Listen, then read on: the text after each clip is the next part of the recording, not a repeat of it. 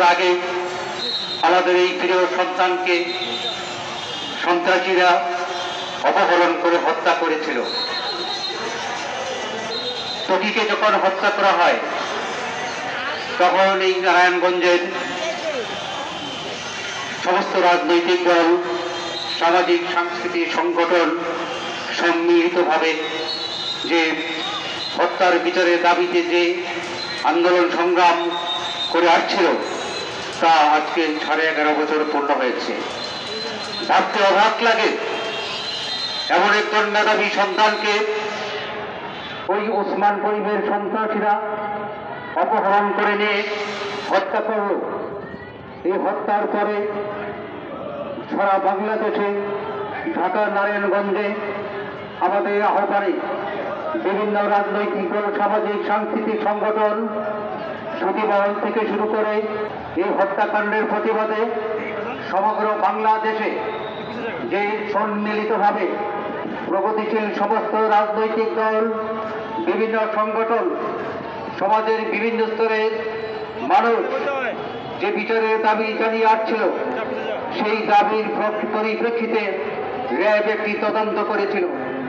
তদন্ত করার পরে ত্বকীকে কিভাবে অপহরণ করা হয়, নাসির ওসমানের ছেলে আজমির ওসমান তার সন্ত্রাসীদের নিয়ে ত্বকীকে কিভাবে অপহরণ করে হত্যা করেছিল তার বর্ণনা জাতীয় পত্রপত্রিকায় প্রকাশিত হয় ওই তদন্ত কমিটির তদন্তের মধ্য দিয়ে।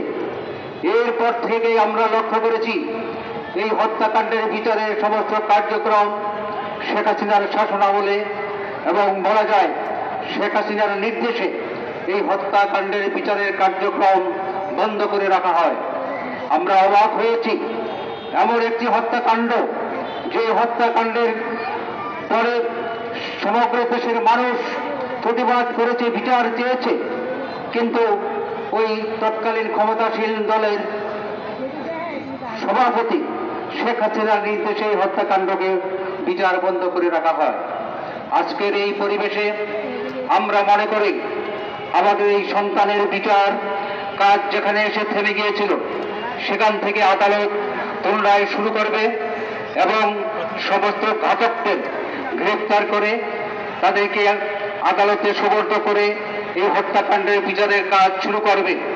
এতে করেই আমার কাছে মনে হয় শুধু ত্বকীর পরিবার নয়, এই দেশের লাখো লাখো মা এবং লাখো লাখো মানুষ এই হত্যাকাণ্ডের বিচারের জন্য যে কেঁদেছে, তাদের দাবি জানিয়েছে, সেই দাবির প্রেক্ষিতে আমার মনে হয় এই হত্যাকাণ্ডের বিচার শুরু হলে সবাই সন্তুষ্টি লাভ করবে।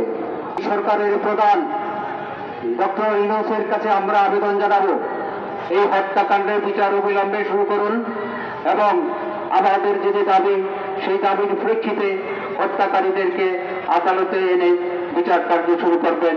আমরা সেই প্রত্যাশাই আশা করছি এই সরকারের কাছে।